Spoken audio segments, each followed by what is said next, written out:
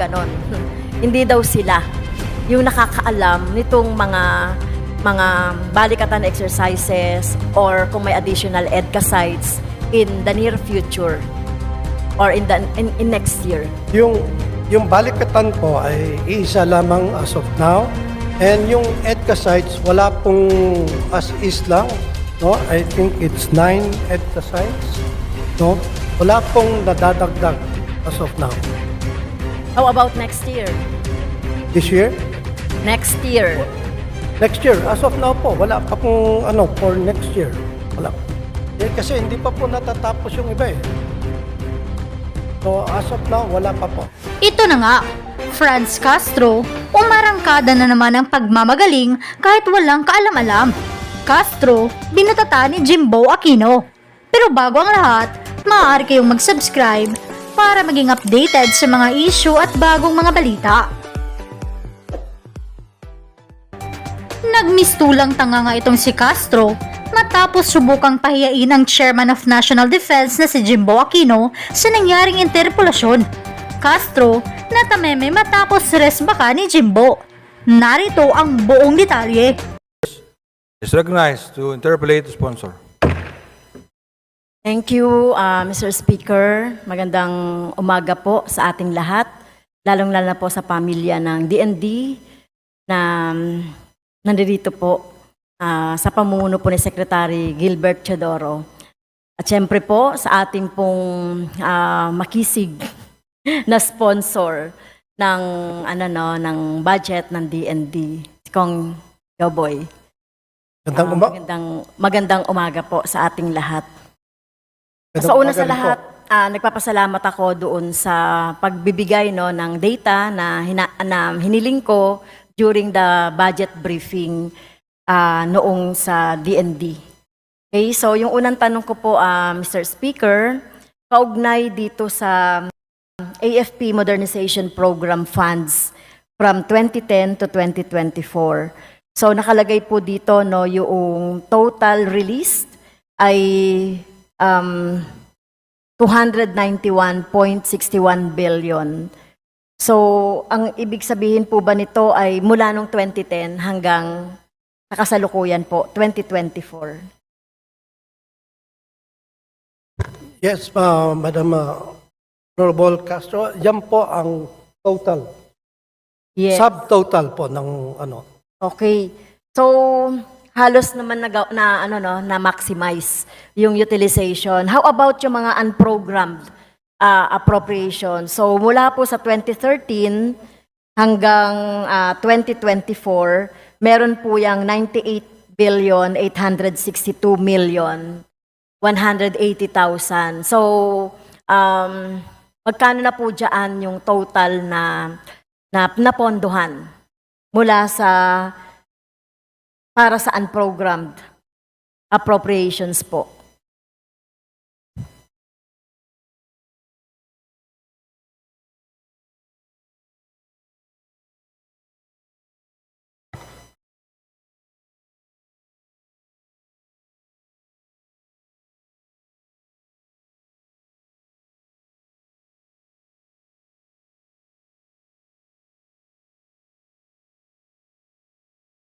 Mr. Speaker, can we ask for a 1-minute extension?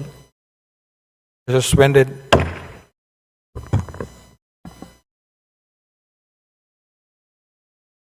From 20.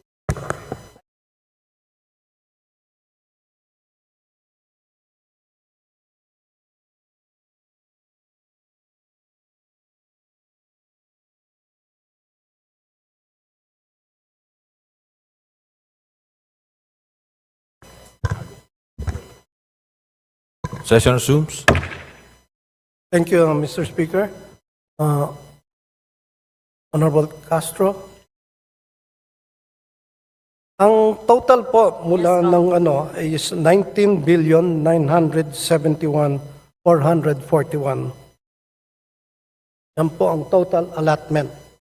Mula I'm sorry, 19 billion. 19,971,441,000 for unprogrammed. napondohan niya. Yun po yung napondohan from Yes, the unprogrammed appropriations.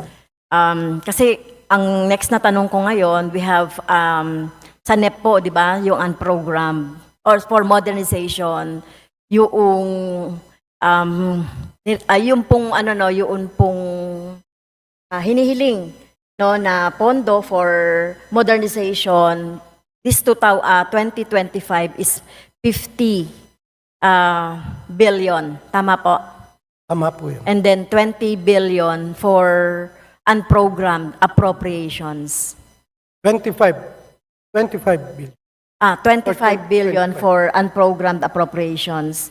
So, ito naman po ay continuing, no, yung 2024 and 2023 continuing po. So, dun sa unprogrammed appropriation, so parang ito ay halos 20% pa lang no nung sa unprogrammed. So, ano po ba yung effect nito doon sa doon sa utilization? So, ibig sabihin pag hindi siya napondohan mula noong 2013 to 2021. So wala na ito no yung mga appropriated dito sa unprogrammed appropriations. So hindi na siya pwede pang ponduhan, tama? Yung minsan po ay naaabutan po ng post-escalation. So that's why yung hindi napupondohan and obsolescence. Well, ang tanong ko po, 'di ba, from 2013 meron tayong unprogrammed up to ngayon po kasi ang 2 years po yung paggamit ng pondo. So yung 2024 ay kumbaga continuing appropriations siya from 2023. So yung 2024-2023 nakalagay dito unprogrammed appropriation kapag tinotal ko po ay 27 billion 500 million. So ang ibig sabihin po yung 2022 na unprogrammed pataas or pababa or earlier ay kumbaga hindi na siya mapopondohan, tama? Kasi nasa unprogrammed siya. Hindi na po mapupondohan yan. Okay. So, kung ang utilization ay 19 billion 971, so kung ima-minus po natin, meron pa po tayong mga natitirang more or less 10 billion doon sa continuing appropriations. Tama po? Tama po. So, and then idadagdag pa natin yung 25 billion. Yes. Dadagdag pa natin yung 25 billion. Okay. Thank you po, Mr. Speaker. How about po yung wala pa po kayo nung list of projects under...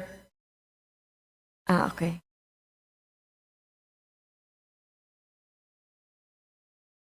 Ito na po.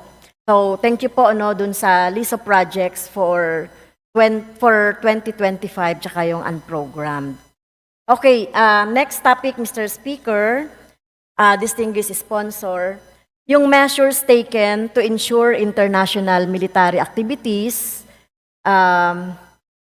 does not disrupt local communities, especially in fishing areas. So, ang unang tanong ko po ay ito po ba ay accurate? Yung statement. Yes, ito po ay accurate. Well, tingin ko po may mga areas po talaga na nadidisrupt. Baka hindi ito absolute.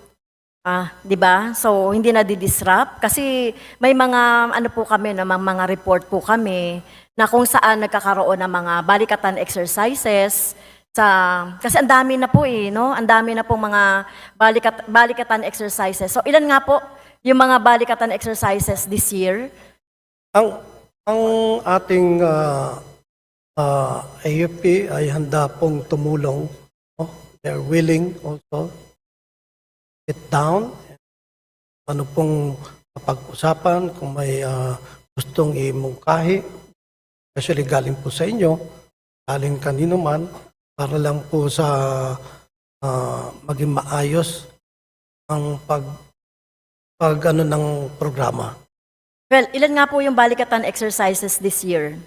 Yung balikatan po is only once a year ang balikatan. No. Pero Mukhang, I'm sorry to disagree, Mr. Speaker.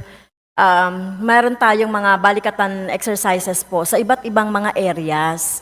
Kaya nga po nakuha namin yung mga report sa ating mga mangingisda at sa mga karatig na komunidad ng mga mangingisda. Kasi pag nagkakaroon po ng balikatan exercises, Yes. mukhang napipigilan yung kanilang mga economic activity. So to the detriment po ng ating mga kababayan naman, no?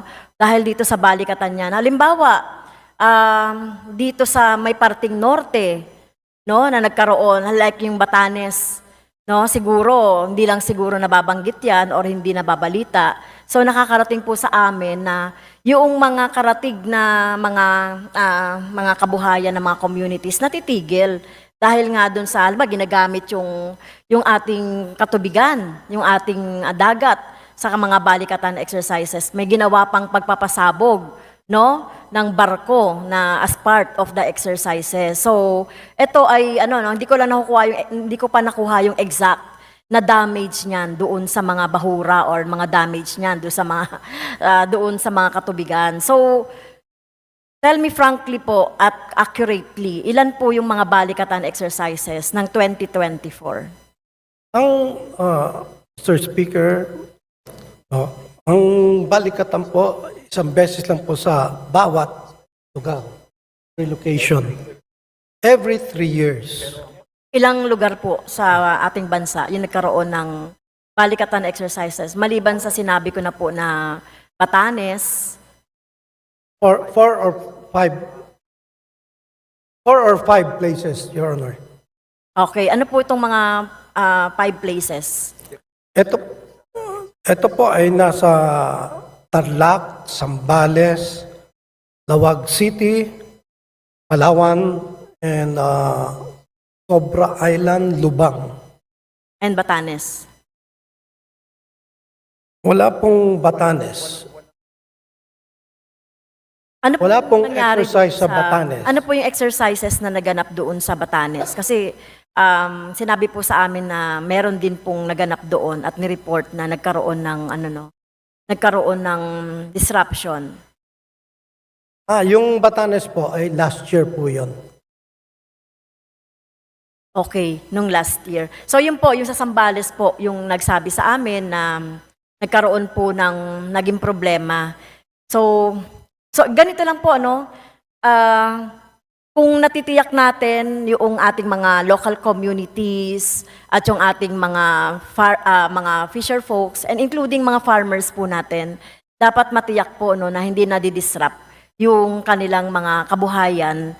Dahil alam naman po natin ang ating mga kababayan, ilan ba? 3 kahig, 1 tuka.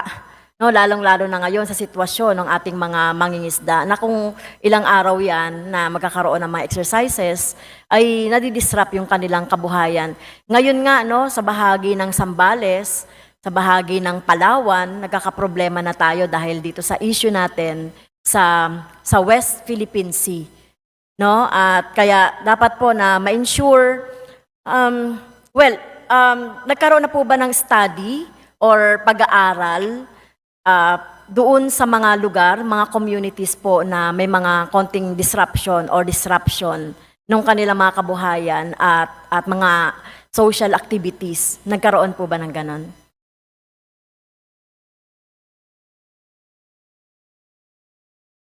Karoon ba ng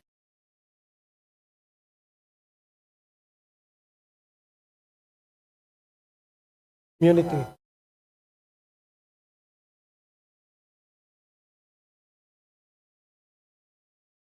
One minute suspension, Your Honor. Session suspended.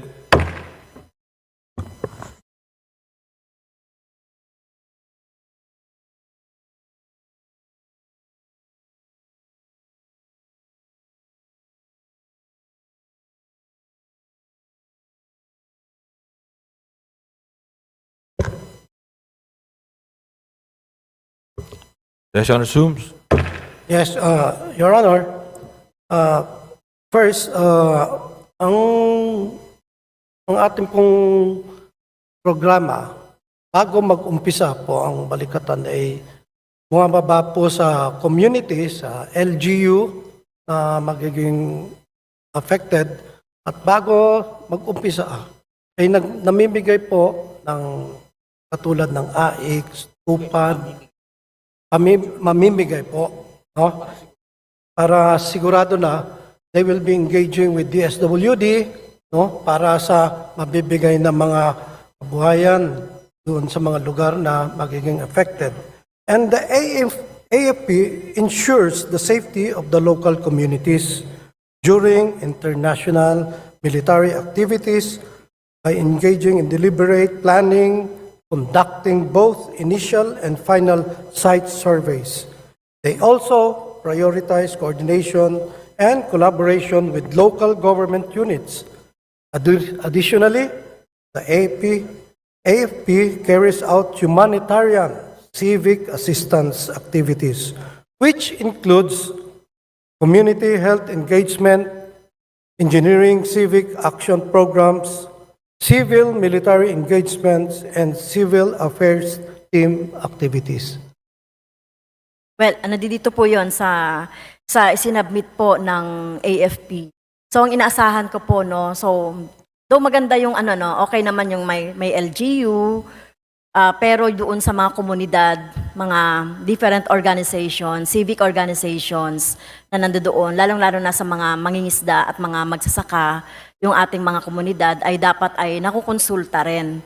So wala akong nakikita dito, no, parang kumbaga, parang ginagawa nyo lang ba? O may ano na to ng LGU, may balikatan, o parang kumbaga, tabi-tabi kayo diyan. At gagawa kami ng balikatan dito or magkokonda kami ng balikatan dito. So without parang walang naman ako nakitang sinabi dito ng consultation with our people. So mahalaga 'yon. Pero siyempre, ang bottom line ko pa rin dito, Mr. Speaker, hindi dapat nangyayari itong mga balikatan na ito. Lalong-lalo na itong Visiting Forces Agreement. Ilang taon na ba itong Visiting Forces Agreement na to? Parang pinermanente na. No, itong Visiting Forces Agreement, visit lang, dati US lang, ngayon iba't ibang mga country na yung nagkakaroon ng mga Visiting Forces Agreement na ang kaakibat nito ay yung mga balikatan ng mga exercises. So, ang bottom line ko lang dito, Mr. Speaker, distinguished sponsor, sana hindi ito nangyayari na nagagawa talaga na parang military exercising ground ang Pilipinas sa iba't ibang part ng ating bansa. So, sinasabi natin na makikipagtulungan tayo iba't ibang mga pamamaraan laban sa mga incursion, even incursion ng ibang mga bansa. Pero sana ay ma-prevent natin, baka nagagamit ito or mapoprovoke lang ito ng kinakatakutan natin na gera with the other countries na kung saan nakikipaggera din ang US. So ayaw natin yan na mangyari.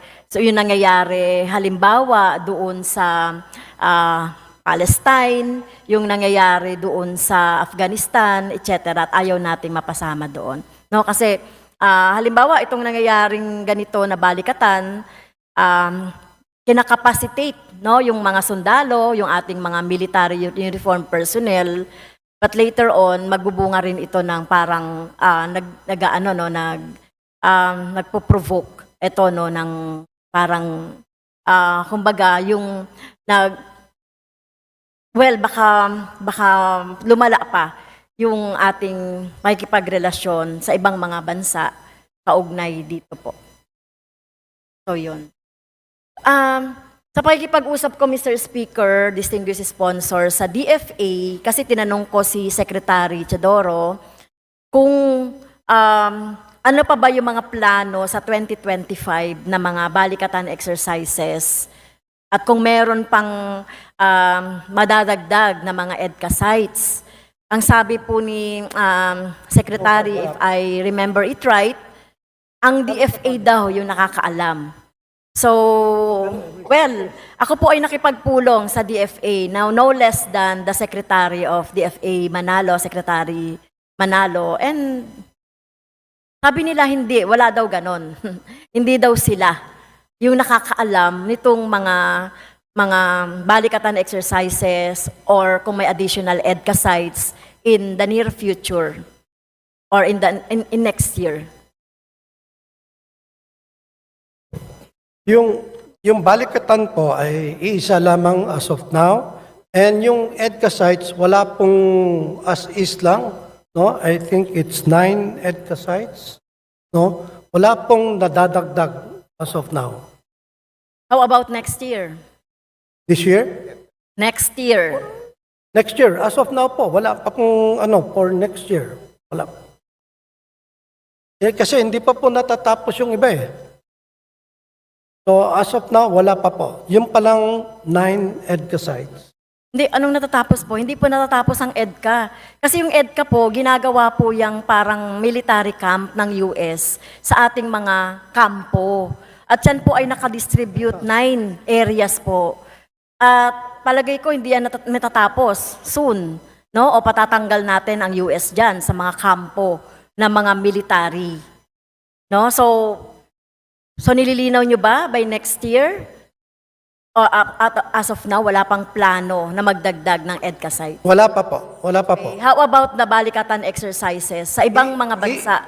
Kasi isa lang- may binanggit po, Mr. Speaker, ang ating butihing secretary, meron tayong pinaplano with Canada, with Australia, o naganap na yan, or with Southeast Asian countries, diba, na mga balikatan exercises, or anumang mga related na military exercises.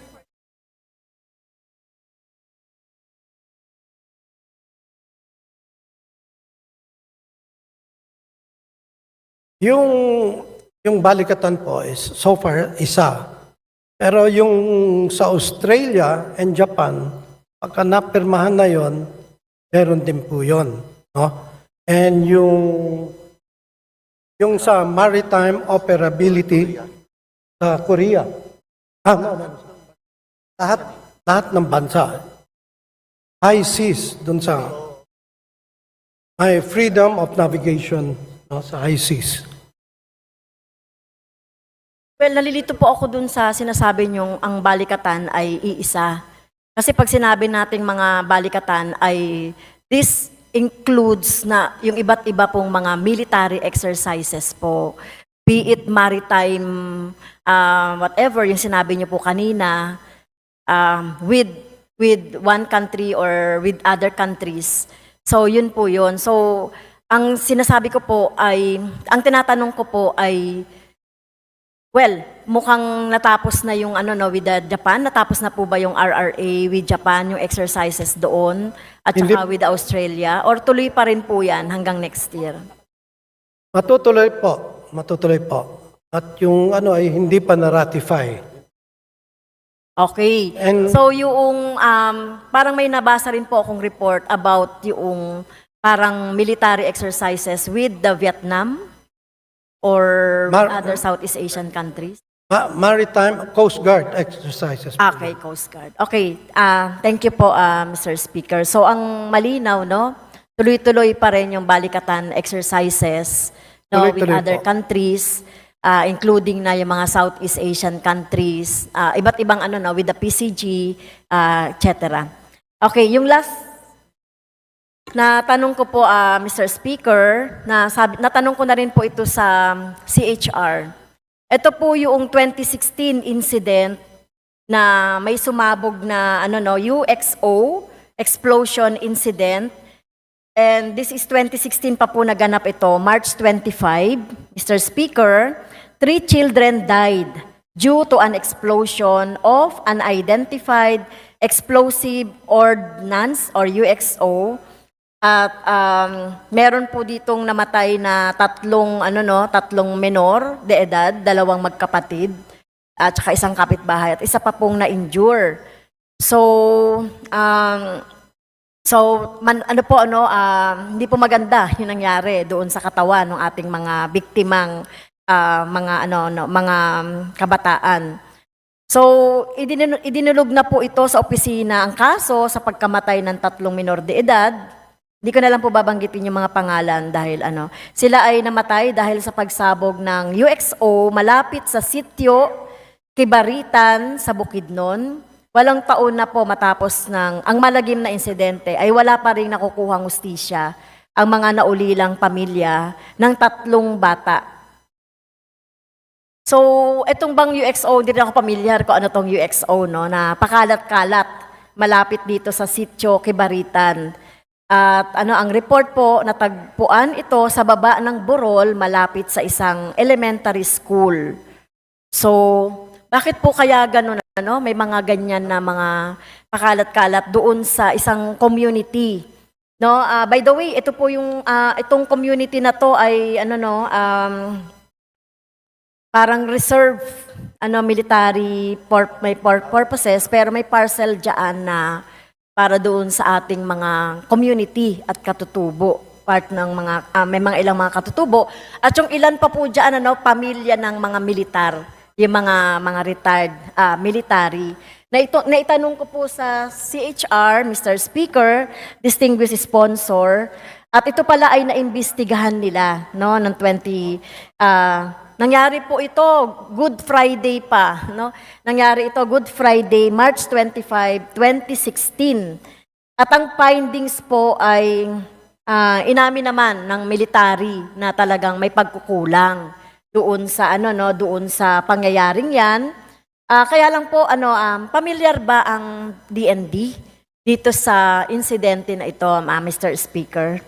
Sa Opo. ngayon, yung pamunuan po ng bagong DND.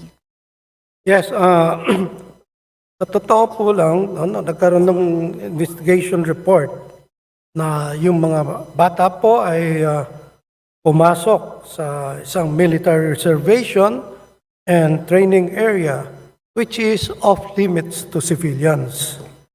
Yung 3 pong civilians ay naglaro ng bala, 90 mm recoilless rifle ammunition. Ay, hindi po. Napasabugan po sila ng UXO. Yun po yung banggit. Yun So, nga po, ang bata naglalaro, ang mga bata naglalaro po ng saan po nakuha yung... Oh, sige, sorry po. Tapos, Ito rin na lang po. Sorry po sa ating Hindi, okay na po. medyo lang po ako na yung mga bata naglalaro. Naintindihan ko po. Okay. Naintindihan ko. Which accidentally exploded. Naglaro ng bala, which accidentally exploded. That resulted to the death of yung mga naglaro. Ang ating pong Philippine Army, tama po ang LGU ng Kalilangan sa Bukidnon, ay nag-extend na po ng financial and burial assistance sa mga pamilya ng 3 bata na namatay po doon sa paglalaro ng bala. Yes, so hindi na rin nagdemanda yung mga magulang. Well, ang moral lesson, ang moral lesson of the story po, since mga bata 'yan, hindi tayo pong mga adults ang may responsibilidad sa kanila. At kung nagkataon na napunta sila sa isang lugar na restricted, sino po yung may responsibilidad doon? Tayo pong mga adult. Kahit na nga yung insidente, halimbawa na yung, kung maalala ninyo sa report, sa news, yung 2 batang nakulong sa kotse, di ba, na namatay, na naglalaro yung mga bata nakulong sa kotse. Ang may responsibilidad doon ay yung adult, hindi yung bata, no? So, it's good to know, may na-compensate po yung, how about the injured? Yung injured na bata, kasi meron pong injured na bata. Kumusta na po yun?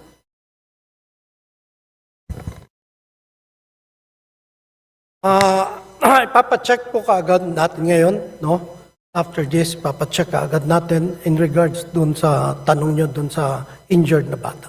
Anyway, may pangalan po ako. Ako po mismo Yes, thank you po. So, ang moral of the story po, kung since ito ay military reservation, hindi natin alam kung ano